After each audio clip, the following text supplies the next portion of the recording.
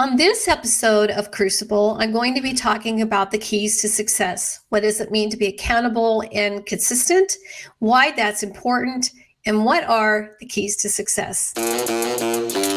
We all face challenges, crucibles in life that make us or break us, and our health is often the biggest crucible we will face. This podcast is designed to help you achieve your health goals through simple, strategic, and proven methods. In every episode, we'll learn about how to overcome your health crucibles and live your best life.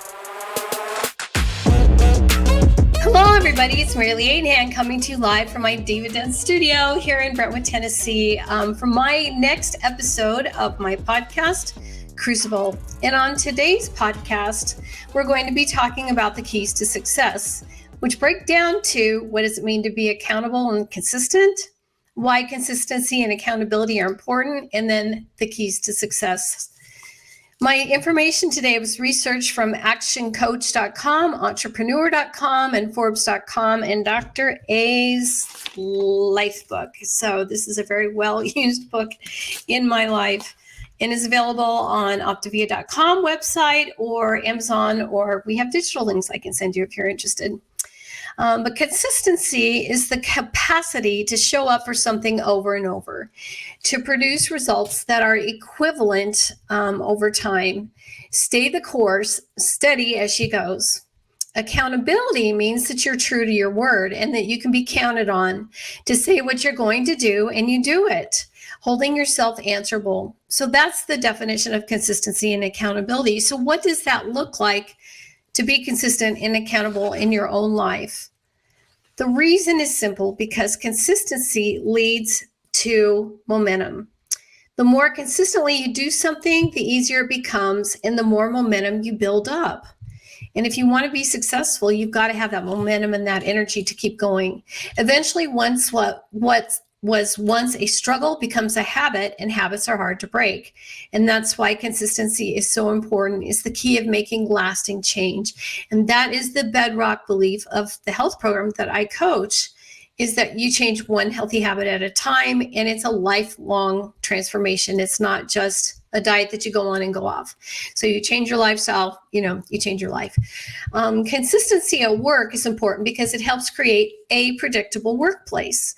When employees can predict what will happen at work, they are more likely to be able to maintain consistency in their own behavior.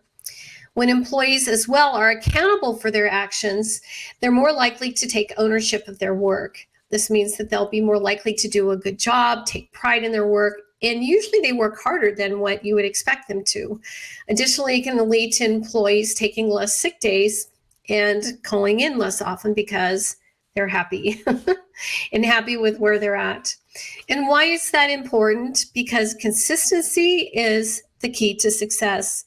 According to entrepreneurs Ryan Mitchell-Rios and Mark Atala, consistency in your efforts leads to self-discipline, teaches you self-control, improves your overall personality, and it builds momentum. When you are consistent, you have a sense of accountability and direction that translate to progress, assert these entrepreneurs. It's an absolute fact that if you can learn to do something consistently, you will discover much greater strengths and opportunities within yourself than you could ever have imagined. So many people amount to a fraction of what their true capability is because they are inconsistent with what they do in their lives. So the keys to success starts with a consistent morning. If I was able to hire a bunch of consultants to generate a pie chart for my most successful days, then they would almost certainly start with upholding a morning routine. And my morning routine is I get up, I drink 8 ounces of water, I eat breakfast, I do my devotions, my affirmations, scriptural affirmations, I write in my prayer journal, I put on worship music, I shower, and then I start my day. Now that doesn't take very long, and days that I'm in a rush, I've got the short version and then the full version. But the main thing is you need to come up with a morning routine, whatever that is for you and whatever that looks like. Maybe you need to go out and go run 2 miles before you get in the shower, as well as do devotions or whatever. Maybe it's just doing jumping jacks and push-ups. I don't know, but come up with your morning routine. So second thing is to write write it down to focus, FOCUS, which stands for follow one course until success. And Daniel Day-Lewis was quoted as saying, when I did make the decision to focus on acting, I think my mother was just relieved for me that I had finally started to focus. And I think all of us can relate to that, because once you make a decision and then you focus, then, pretty much everything is possible for you. So what do you want? Build a system around it. Build routines, tasks, people, rewards, consequences, events, and tools. What's the best thing that you can do right now? Write it down and then focus on completing it, one to do at a time. And it's easier to be consistent when our behavior isn't erratic and distracted.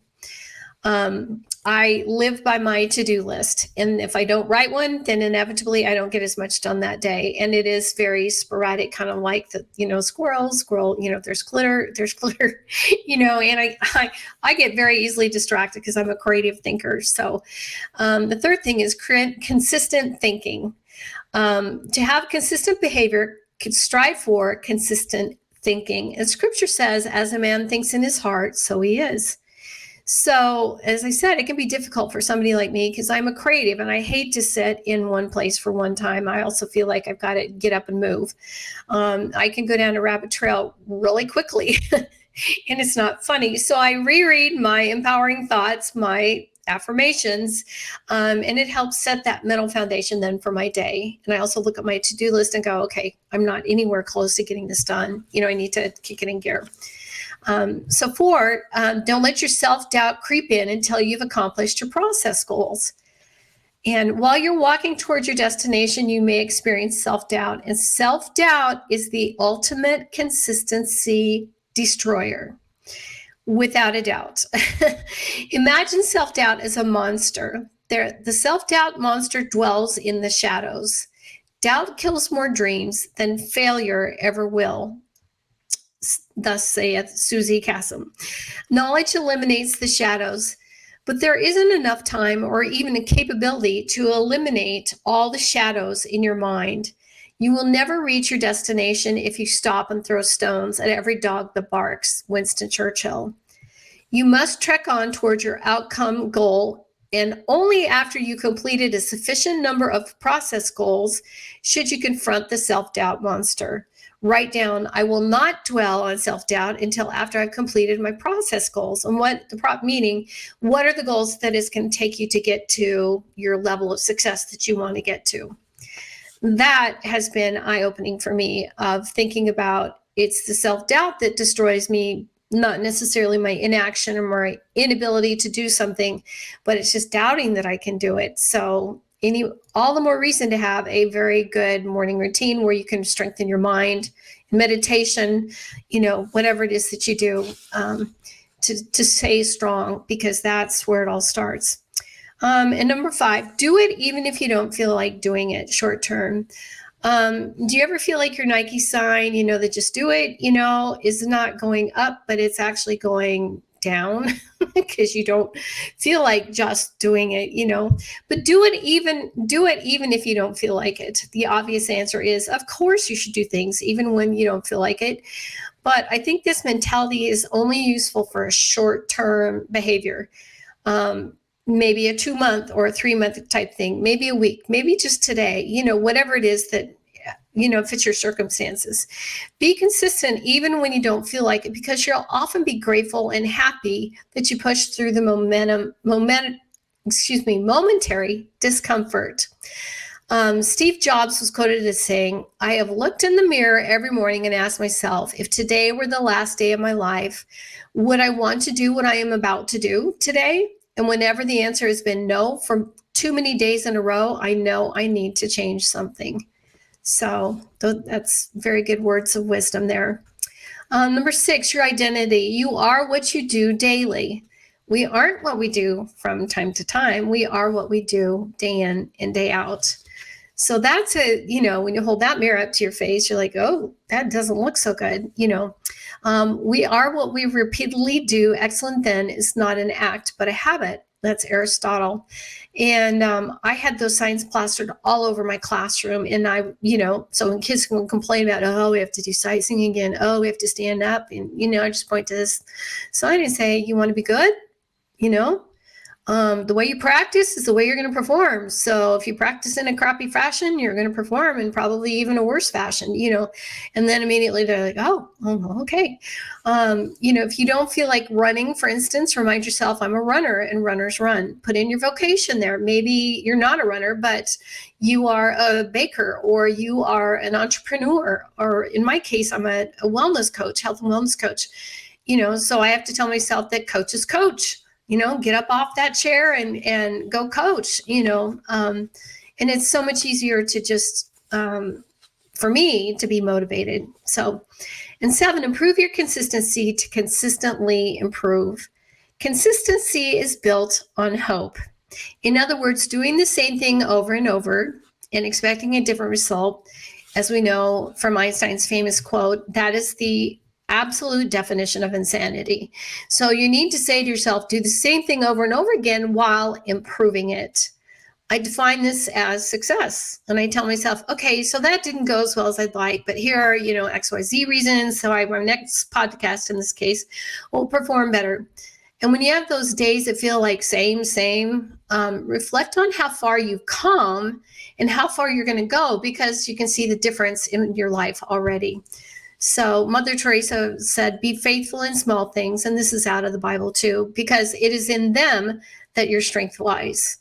So in closing, it's time to become a champion of being consistently consistent and slay this crucible with the help of someone that can help hold you accountable. Come join me so you too can experience that freedom and the keys to success.